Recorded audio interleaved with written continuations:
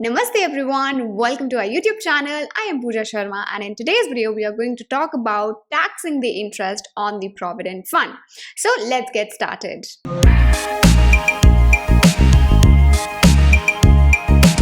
तो पहले क्या होता था, आप अपने प्रोविडेंट फंड में जो कॉन्ट्रीब्यूशंस कर रहे हैं और उसके ऊपर जो आप इंटरेस्ट कमा रहे हैं वो दोनों टैक्स फ्री होते हैं, यानी उस पर कोई टैक्स नहीं लगाया जाता।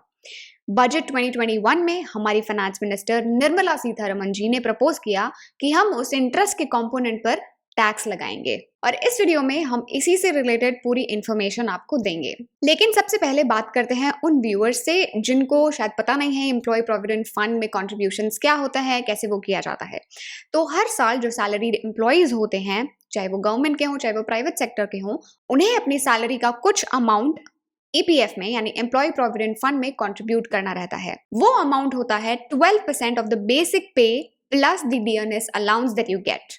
और इतना ही नहीं, आपके जो एम्प्लॉयर हैं उनको भी 12% का अमाउंट कंट्रीब्यूट करना रहता है ईपीएफ में। ईपीएफ में सरकार इसलिए मोटिवेट करती है कंट्रीब्यूट करने के लिए, पहला क्योंकि वो टैक्स फ्री होता है, यानी वो 3 लेवल पर टैक्स फ्री होता है। पहले जब आप उसमें कंट्रीब्यूट करते हैं तो आपके वो पर्टिकुलर इनकम पर टैक्स नहीं लगाया जाता। सेकेंड, जब आप उस पर इंटरेस्ट कमाते हैं, उस इन्वेस्टेड पैसे पे जब आप इंटरेस्ट कमाएंगे तो उस इंटरेस्ट पे भी आपका टैक्स नहीं होता था।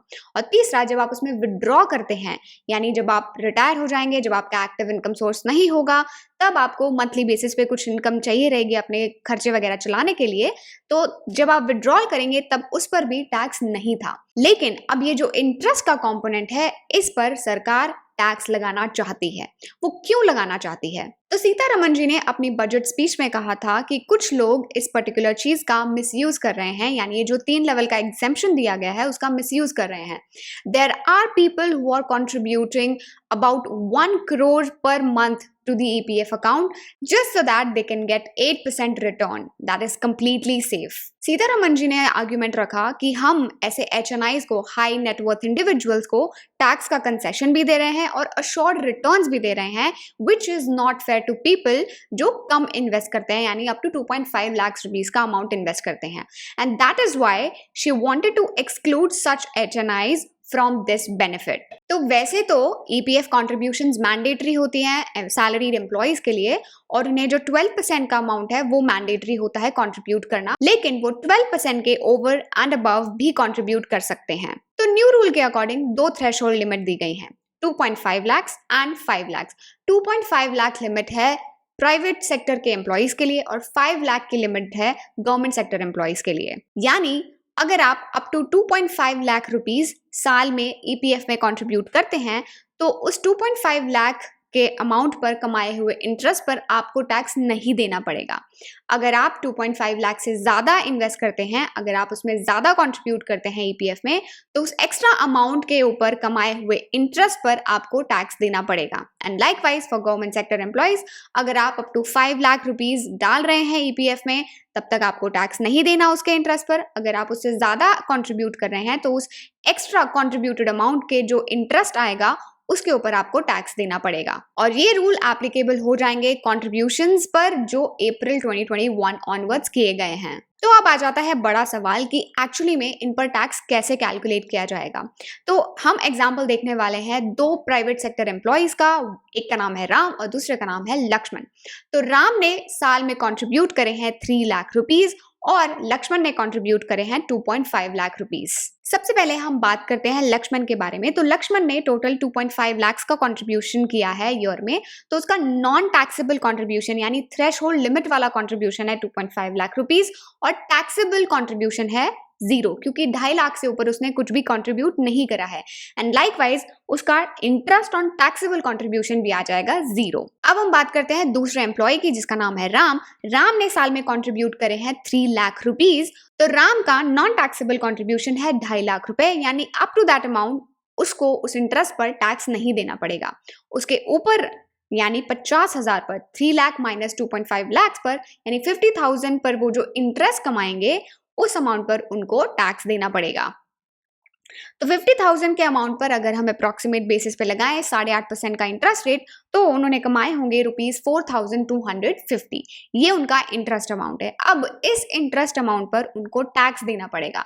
तो टैक्स किस बेसिस पे देना होगा?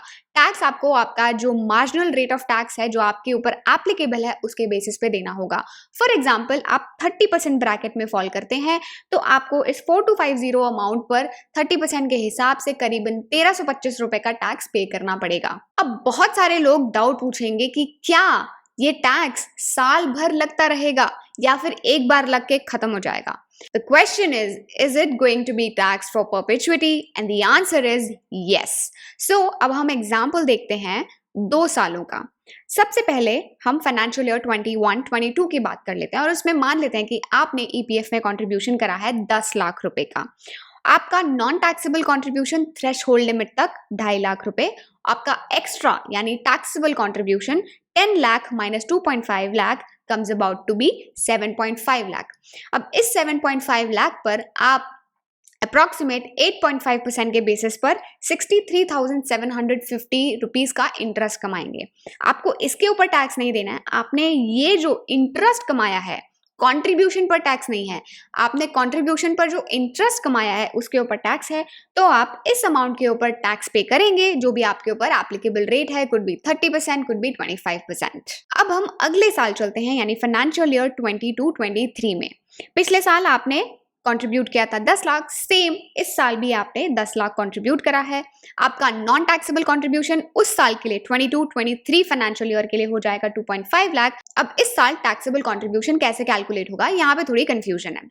अगर आप वो डॉक्यूमेंट निकाल के देखें जो अनाउंसमेंट सरकार ने शेयर करी है तो उसमें उन्होंने लिखा है कि आपका टैक्सेबल कंट्रीब्यूशन में आएगा वो कंट्रीब्यूशन जो आपने प्रीवियस ईयर में पे करा है, यानी आपका जो बिल्कुल अभी जिस साल के लिए आपकी कैलकुलेशंस हो रही हैं वो वाला, प्लस आपके सब्सीक्वेंट प्रीवियस ईयर्स, यानी ये क्योंकि शुरुआत हो रही है 21-22 से, तो इसके बाद आने वाले ईयर्स में भी जो आपने कंट्रीब्यूट करा है वो भी आपका लिया जाएगा टैक्सेबल कंट्रीब्यूशन में।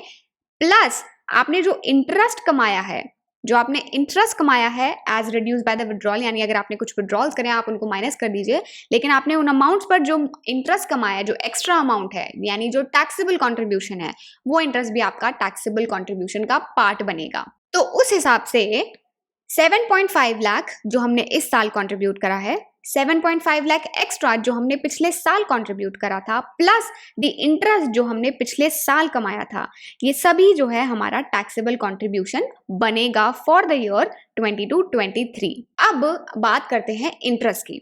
तो आपने इसके ऊपर इंटरेस्ट कमाया है इस साल 63750, आपके उस अगेन 7.5 लाख जो पिछले साल से कैरी फॉरवर्ड होकर आया है उसके ऊपर भी आपने कमाया होगा 63750।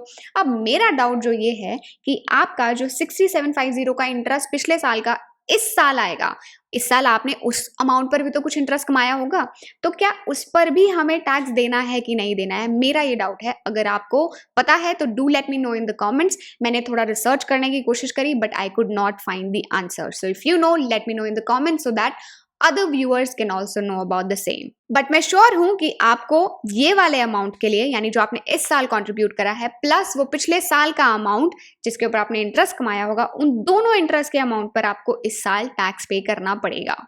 तो ये था एम्प्लॉय प्रोविडेंट फंड के इंटरेस्ट के टैक्स की कहानी।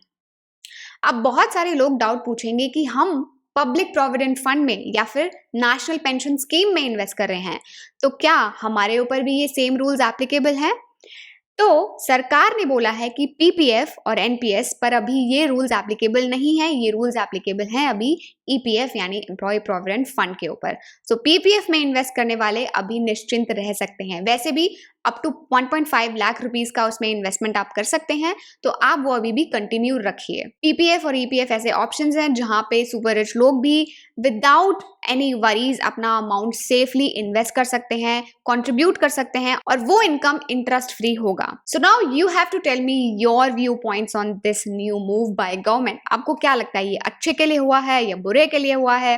मैं पर्सनली थोड़ा डिससैटिस्फाइड हूँ बिकॉज जो सुपर रिच लोग हैं, मैं उनमें से नहीं हूँ, बट सुपर रिच लोग हैं जो उन्होंने मेहनत का पैसा कमाया है उसके ऊपर सरकार टैक्स कर रही है। ये तो साफ साफ डिस्क्रिमिनेशन है, राइट? तो मेरी ये रिक्वेस्ट है कि आप सुपर रिच लोगों के लिए ऐसे कुछ रूल्स बनाइए कि वो भी खुश रहें। Otherwise, one day will come when a lot of people will move out of the country, and that is what is happening. और मैंने इनफैक्ट मेरे खुद के नोन में ऐसे लोग हैं who have moved out of India because यहाँ पे जो टैक्स कंप्लायंसेस हैं बहुत ज़्यादा स्ट्रिक्ट हैं और बहुत ज़्यादा सुपर रिच के लिए स्पेसिफिकली बहुत ज़्यादा हार्श हैं. सो आप लोग बताइए what is your view point on this, and then I will see you in the next video. तब तक के लिए नमस्ते, bye bye and take care. इस टॉपिक से रिलेटेड अगर आपको और कुछ डाउट्स हैं तो कमेंट सेक्शन में आप पूछ सकते हैं. मैं कोशिश करूंगी उनको रिप्लाई करने का जितनी मेरी समझ में है. वीडियो आपको हेल्पफुल या नॉलेजेबल लगा तो प्लीज लाइक जरूर करिए वीडियो को, और चैनल को अभी तक सब्सक्राइब नहीं करा है तो कर लीजिए, क्योंकि ऐसी और भी वीडियोस हम लेकर आने वाले हैं.